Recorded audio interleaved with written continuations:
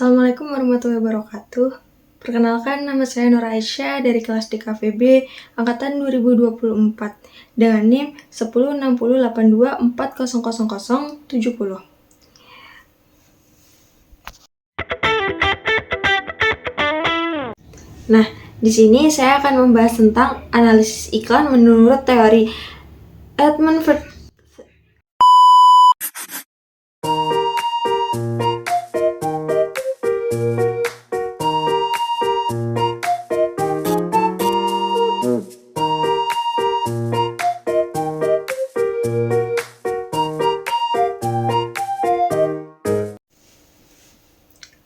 Oke, di sini saya akan menjelaskan tentang hasil analisis iklan berdasarkan teori Edmund Berg-Feldman.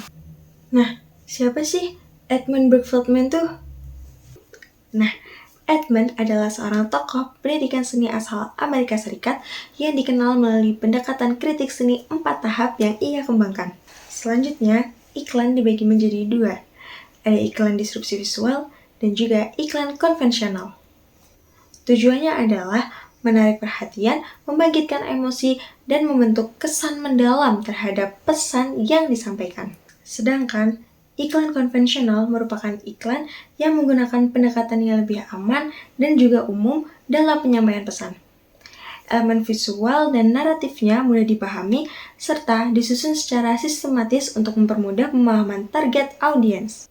Oke, selanjutnya gimana sih contoh analisis iklan berdasarkan teori Edmund Berg-Feldman? Yang pertama adalah iklan ini. Nah, iklan tersebut merupakan iklan dari salah satu brand kopi ternama yaitu Starbucks. Iklan ini menampilkan gambar close-up mata manusia yang dibuka secara paksa menggunakan selotip. Hal ini tentu saja memberikan kesan ketidaknyamanan yang ekstrim. Oleh karena itu, iklan ini termasuk dalam kategori iklan dengan pendekatan disrupsi visual.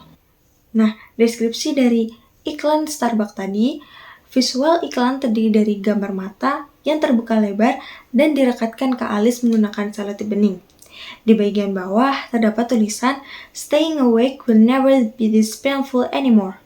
Diikuti dengan slogan Starbucks, "It's not just coffee, it's Starbucks." Serta logo perusahaan di pojok kanan bawah. Nah, selanjutnya adalah analisis formal. Komposisi visual didominasi oleh close-up ekstrim yang menekankan ekspresi tersiksa. Warna yang digunakan bersifat netral dan realis. Sementara teks didesain secara sederhana agar tidak mengganggu fokus visual utama. Elemen ruang kosong pun dipakai seminimal mungkin untuk menjaga fokus tetap pada mata. Nah, selanjutnya adalah interpretasi. Iklan ini mengilustrasikan bahwa tetap terjaga tanpa bantuan kopi dapat menjadi pengalaman yang tidak nyaman. Starbucks hadir sebagai solusi praktis dan nyaman untuk membantu mengatasi rasa kantuk. Dengan demikian, kopi tidak hanya dilihat sebagai minuman, tetapi sebagai bagian dari gaya hidup yang lebih manusiawi. Oke, yang terakhir adalah penilaian. Strategi visual yang digunakan sangat efektif dalam menciptakan dampak psikologis. Dengan pendekatan visual yang ekstrim, iklan ini mampu membedakan diri dari iklan kopi pada umumnya. Meski demikian, visual yang terlalu kuat juga berpotensi menimbulkan rasa tidak nyaman bagi sebagian audiens.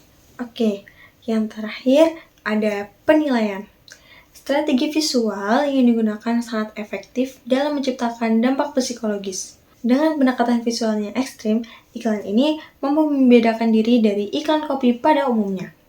Meski demikian, visual yang terlalu kuat juga berpotensi menimbulkan rasa tidak nyaman bagi sebagian audiens. Nah, kesimpulannya, melalui teori Feldman, iklan Starbucks ini berhasil memanfaatkan disrupsi visual secara tepat, pesan yang disampaikan kuat dan juga relevan, menjadikan produk bukan hanya sebagai kebutuhan, tetapi sebagai bagian penting dalam aktivitas harian masyarakat. Oke, lanjut di iklan yang kedua. Iklan tersebut menampilkan karakter maskot anak ayam berwarna kuning yang sedang berdiri di atas tumpukan bola-bola keju. Nah, iklan tersebut termasuk dalam iklan konvensional atau biasa. Berikut analisisnya. Yang pertama, deskripsi. Visual iklan memperlihatkan karakter ayam dengan topi merah dan dasi biru, disertai tulisan utama, Chiki Snack, rasanya lezat, gurih, dan padat gizi.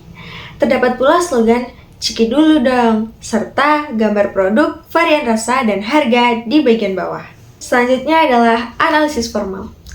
Iklan menggunakan warna-warna cerah seperti kuning, merah, dan oranye yang atraktif bagi anak-anak. Tipografi dibuat besar dan tebal untuk kemudahan baca. Gaya ilustrasi kartun serta balon kata seperti komik digunakan untuk menciptakan kesan ramah, ceria, dan akrab bagi anak-anak. Selanjutnya adalah interpretasi.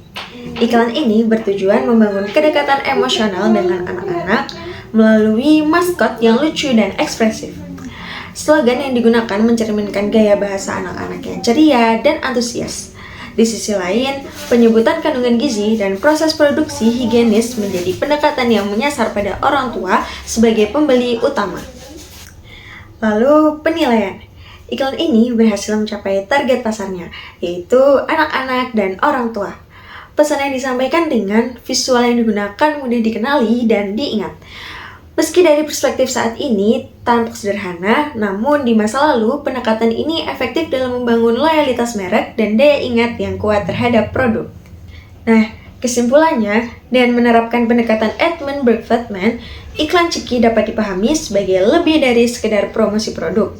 Iklan ini juga berfungsi membentuk identitas merek yang kuat dan emosional di benak anak-anak.